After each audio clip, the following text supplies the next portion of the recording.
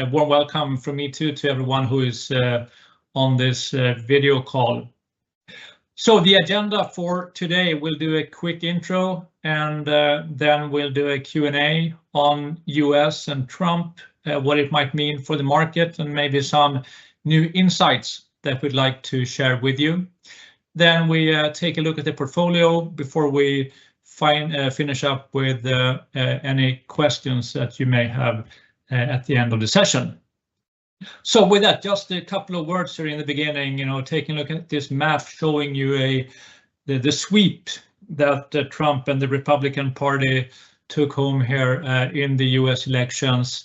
Maybe surprised some of us here in Europe that it was such a strong mandate giving to the Republican Party, but it's clear that there's going to be some substantial changes over the next 4 years compared to what we have seen in the past 4 years.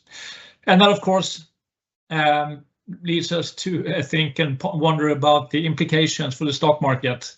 And that's what we're going to discuss next here in the brief Q&A session. So I'll hand it back to Ole Christian.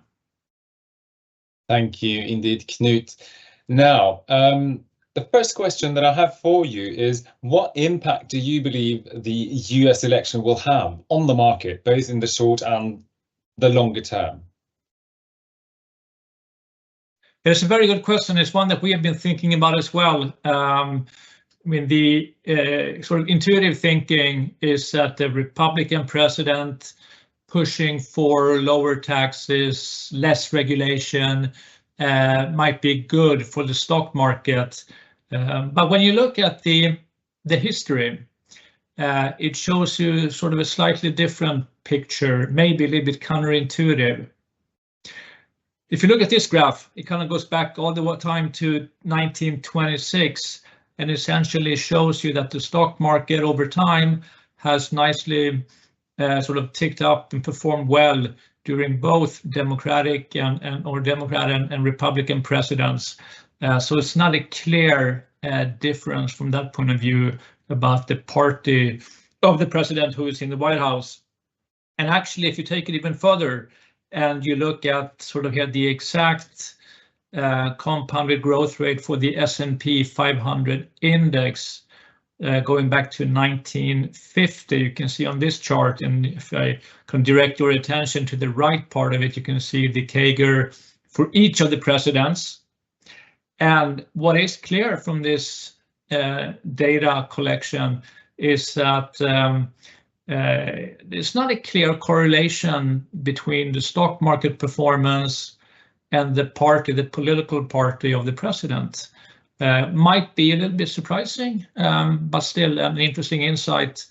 Kind of looking at the Bush era here, it had a similar agenda as what we've heard from Trump, but then it was a poor performing stock market. Of course, it kind of coincided with the tail end of the IT bubble and the financial crisis. So clearly there will be events maybe beyond the sort of immediate domestic politics that can and will impact the stock markets. Right. Now, are there specific sectors in the US stock market that tend to perform better under Republican leadership? And which sectors do you think have the most potential going forward? Yeah, that's another sort of good point that has been debated, and I'm sure everyone on here has read about it in the newspapers, different forecasts about what sector is going to do well and which sector is not going to do well under Trump here. And to drive this point home, we wanted to show you again a long-term trend, kind of this time back to 1970. And we will look at the performance on average by sector under a Democratic and a Republican president. And I'll show you the numbers in a few seconds, but sometimes it's easier to learn if you think for yourself or try to guess or what do you think would be behind these question marks. I'll give you a couple of seconds to form your thoughts about that part. So then when we look at the what the actual numbers are, they are in some ways surprising. For example, looking at consumer staples, a pretty defensive sector has performed remarkably well under Republicans, less well under the Democratic presidents. Another big difference in information technology. Here you have more than 10 percentage point difference between Democratic and Republican presidents. And overall, sort of looking at this table, our conclusion is that it's not necessarily showing you what you might think logically would be the case. And that essentially underlines the point that trying to make a prediction over the next 4 years which sectors are going to do well is not an easy forecast to make. That's of course not going to stop anyone from making it. And if you put a gun to our head and ask us to chip in as well, we would probably point to these sectors as good hunting grounds for finding good investments. First one being housing. This is a subsector that has received fairly limited attention during the campaign, but Trump has talked about making federal land available to build new houses and other policies to kickstart kind of the housing market in the US would probably also be very welcome by the electorate and by those who have struggled to find and finance new homes. So that can be interesting, and we have Home Depot in our fund as one way of playing this theme. Another niche is the stock exchanges. We have talked about these over the past few years, but we continue to believe that that's a good place to be. They're obviously not overly dependent on any single sector, so you can see them as a way to essentially gain exposure to the broader market with the sort of additional attribute that they are very hard to compete against. They have been around for a long time, and these are names like NASDAQ, New York Stock Exchange. New York Stock Exchange we own in the fund. We also own the Canadian major stock operator TMX Group in Toronto.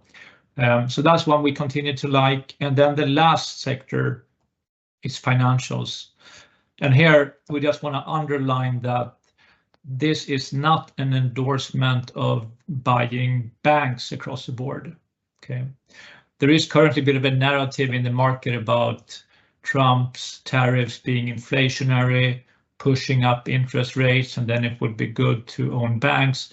But we're not sure that that's actually going to be the way things play out. I mean, again, we're not trying to pinpoint exactly what's going to happen with interest rates, but the point we want to make here is that this is more about the broader part of the financial sector. It is a sector that encompasses a lot of different companies, so not necessarily banks, but many other specialty type of businesses within that part of the market. Okay. Now, as we all know, I guess, the US has held a strong position in global stock markets for quite a long time now. Do you think this election will affect the US dominance globally? Yeah, I mean, when you kind of think about the US stock market, and one thing that is very typical of the financial industry is to be short-term oriented, and it's easy then to lose track of the longer-term trends that we don't think they receive sufficient attention in the market. So we went back, and here we look at the performance of the US index. We've taken the S&P 500 as a proxy for the market, and then compared it to the total return for some other regions across the world. And this is again back to 2014, so a 10-year history. And if you look in the orange box here in the middle, you can see the total return by region, and then the difference, that is how the region has performed compared to the S&P 500. In other words, if you have red numbers in this column, it means that the index underperformed the US S&P 500 index. Okay, and then at the end you can see the annual equivalent return. So the graph then shows essentially that all of these markets, the global index, we have the UK stock market, the FTSE 100, the Amsterdam index, we have the broad European index, and we have the Japanese Nikkei index. They all underperformed S&P 500 significantly over the 10-year time period. So it's been a huge margin. And you may think that, well, okay, what if we change, or what if we extend the time horizon to say 20 years, given that the world looked different 20 years ago, at least in the beginning of the 2000s or 2000s. Well, in that case, again, looking at the difference is actually even larger. So the US dominance is not a short-term or a 5-year or 10-year phenomenon. It has been going on for over 20 years, although not every year, of course, but overall that has been a clear picture. And then you think about what has been behind this performance. Well, it has of course been that you've had a very favorable development and growth in many of the US companies. This slide shows you the biggest publicly traded companies in MSCI World, except 1990 was S&P 500. But here you can kind of see, you know, who is dominating on the world stage. And in 2009, there are a number of international companies or non-US companies. Bank HSBC, we have Petrobras from Brazil, we have China, PetroChina, other China construction banks. So that was of course a time when you have kind of emerging markets doing very well for a number of years. But then things have changed, and this is kind of the 2019 picture. And if we go to 2024, again, think for yourself now, kind of know who would be on this list. If you were to guess, and to reveal kind of the answer, here you have them. You have 9 out of 10 companies being US companies, the sole exception being TSMC, Taiwan Semiconductor, but everything else is in the US. And actually, if you were to extend or show not just the 10, but the 20 largest companies, you would actually have all of the companies on spot 11 to 19 or to 20 also being American. Okay. So out of the 20 largest companies in MSCI World, 19 are American companies. So it's not obvious to us that that is going to change by 2029. It could, but sort of going in and betting against the US to us looks like a sort of a hard thing to justify. Things that could change it, maybe if you were to come into a valuation bubble, but looking at the broader market, we don't think that we are in a valuation bubble in the US. There might be certain subsegments or companies that are overvalued, but overall, it doesn't look to us like that's a big problem given where interest rates are. We struggle to kind of see a big reason why US wouldn't continue to do well, at least be a good hunting ground for the next 4 years. And I guess we will have to see. It's certainly exciting times going forward. Now, Knut, would you give us an update on SKAGEN Global as of today?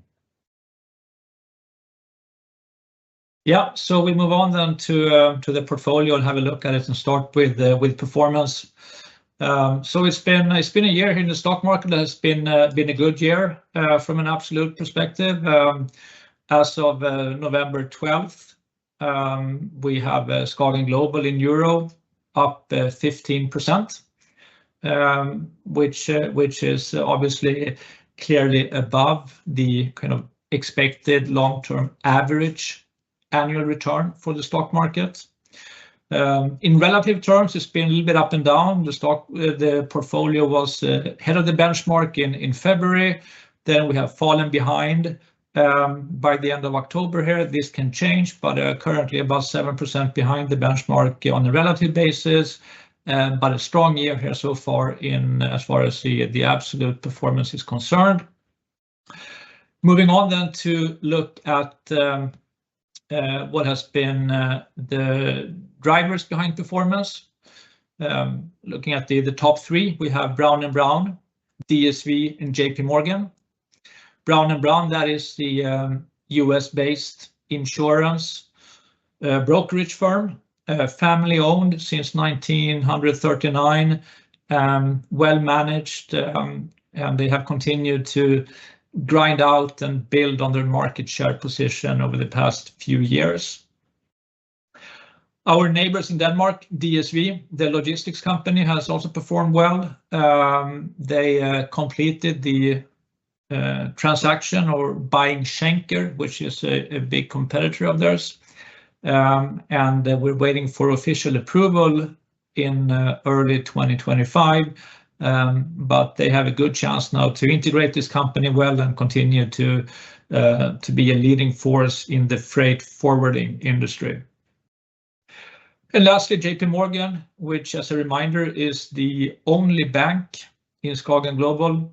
They continue to do well. They have a very strong human capital in the bank, and they execute well across the board in our view. Now, it's also been, of course, a few headwinds in the fund. Dollar General, Nike, Samsung. Dollar General, we have talked about that one before. We exited that one in the late summer. Nike, we exited before the summer. And Samsung has had a challenging few weeks here, and we think that the stock is probably a little bit oversold at these levels. But they obviously need to deliver to come back, but it looks like it has been pushed down a little bit too much without any significant news coming out of the company. Then if we move on and look at the changes in the fund, and these are not all the changes, but these are what we consider the most important changes. We have added a number of names during the year. Aegon, which is a Dutch financial services and life insurance company. We've also brought in the logotype here in dark blue, Waste Connection, which is a waste handling company in North America, active in Canada and in the US. And Waste Connection is essentially a replacement to Waste Management on the right-hand side that we exited after having owned it for about 6 years. So we continue to like the sector, but made a switch from Waste Management to Waste Connection. Think of it as a way to go into a little bit of a younger company, which is what Waste Connection, younger in terms of smaller company, that we think has better growth avenues going forward.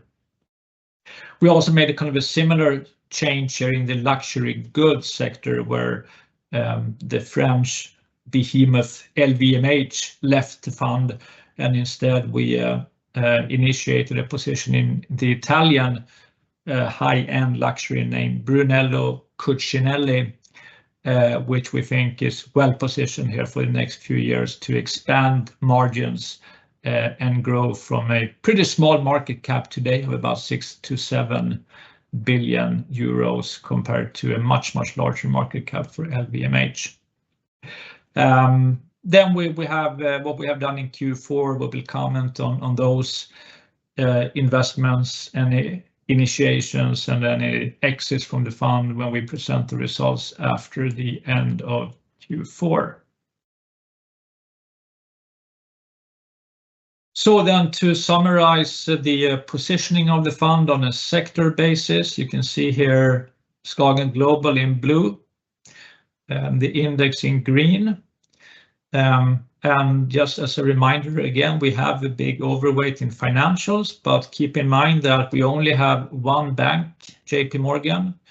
That would be kind of the last, light blue part at the tip here, whereas everything else in financials that we owned, so the things that are represented by the dark blue added bar here, those are things that we, in many cases, believe are companies that are not purely financials, but in many cases, a mix of financials, technology, services. And you can see some of the examples here, the payment names, Visa, MasterCard, the exchanges, insurance brokers, and so forth. So that doesn't concern us, and it's actually been the fund's best performing area so far this year. We also want to point out that in information technology that we have, an underweight here. We have 9% compared to 24 in the index. Back in the beginning of the year, we were more around 17% in information technology. And as you may recall, in February, we scaled back substantially our position in Microsoft because we thought that the valuation was getting a little bit too stretched. And since then, Microsoft has indeed underperformed the index. So that was the right decision to take it back down. Now, as we look forward, maybe it's becoming a little bit more interesting again, given that it has been lagging. So it's one thing that we are considering as we look forward. The other thing we own in information technology and in communication services actually is Alphabet or Google, which is part of communication services and not information technology, but that is the second of the Magnificent Seven stocks that we own. So Microsoft and Google as of the end of September 2024. We continue to look at every company in the index and outside of the index that we can invest in. So things may, of course, change at any time, but we continue to be an active, independent thinker, and we're not bound by what is in the index. Then looking at the top 10 list for October, sort of a good summary of some quantitative stats for the fund. The size on the left.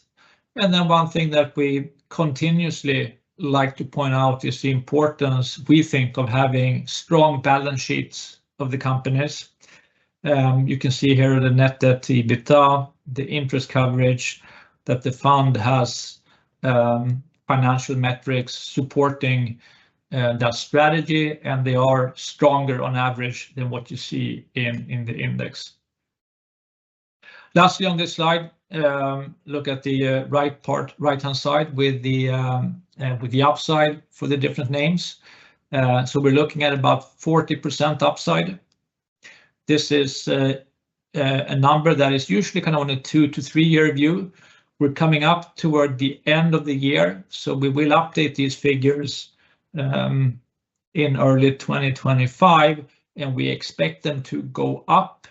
So currently kind of 40% is more representative of a little bit over 2 years, but we expect this figure to be between 40 and 50% as we look on a 3 year view.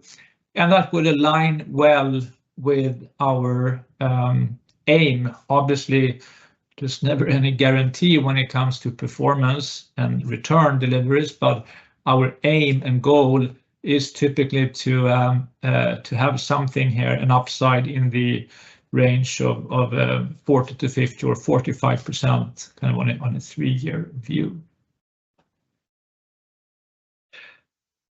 And then to kind of finish up some things here, kind of looking at the snapshot of what we own in the fund. These are not all the holdings, but it gives you a good overview of what we have in the fund. Some of the names are large. We have talked about them: JP Morgan, Microsoft, MasterCard. Some names are small: Brunello Cucinelli, TMX Group, not a very large company. Some are in more kind of US specific, North American. Some are operating with a lot of exposure outside of the US. So we tend to have a mix, and we continue to just look everywhere in the world for where we can find companies that together comprise a strong portfolio. So let me then kind of wrap up by reiterating the key messages from today. The first one is about that the US stock market doesn't really have a strong correlation between the party of the president. So even though you will be reading a lot of forecasts and commentary about this, the facts are pretty clear that the stock market are not necessarily better with a Republican or a Democrat in the White House. Plus, remember that trying to forecast which sector is going to do well is probably a futile exercise, at least for us it is.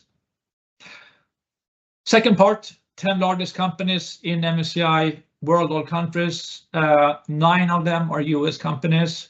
One has to think hard to come up with good reasons why this would change over the next 4 or 5 years. We continue to think that the US will be a good place to look for companies, but let me also emphasize that it's not going to be the only place, and essentially any geography, any region can offer compelling opportunities for a good stock picker. So it's important to keep that pragmatism and be open and willing to look for names anywhere around the globe, which is aligned with our mandate. And then lastly, about the fund, it has been a good absolute year for the stock market. Fund is up 15% in euro terms. We continue to believe that we have a good portfolio. It's attractively valued. We talked about at least 40% upside over the next 2-3 years, and hopefully that's going to play out, but time will tell. So with that, I pass the torch back to Ole Christian. Thank you very much indeed, Knut. Now we have a question for you, and it's about the vow really that Trump has made in his campaign. And the question is, what impact do you expect the potential border closing and returning of immigrants will have? Yeah, that's a big question here. Thanks for asking it. Trump has, as we know, a very bombastic communication style, and everything he says is not necessarily going to be carried out. But what is clear from the election campaign and maybe also from the support he has is that the American people, they like to see more order around the border. The US has, in our view, and I think it's a matter of fact, been open to immigrants always, but it has been an organized form of immigration to the US, and having a porous or open border where anybody can just walk right into the country, that policy doesn't really have strong support among the American people. So we would expect Trump then to or think that he will launch some deportations. Is he gonna deport split up families and small children? Less likely, we think, but when it comes to criminals, that's probably very likely that they are going to be returned one way or the other. So we expect he will put in place the stay in Mexico policy that he had during his previous term. That's going to be put in place probably on day one, and then it will shift to a more controlled type of immigration policy. But wouldn't expect that part in itself to have a huge impact on the economy. There are probably other policies that would be more important or more impactful from that point of view.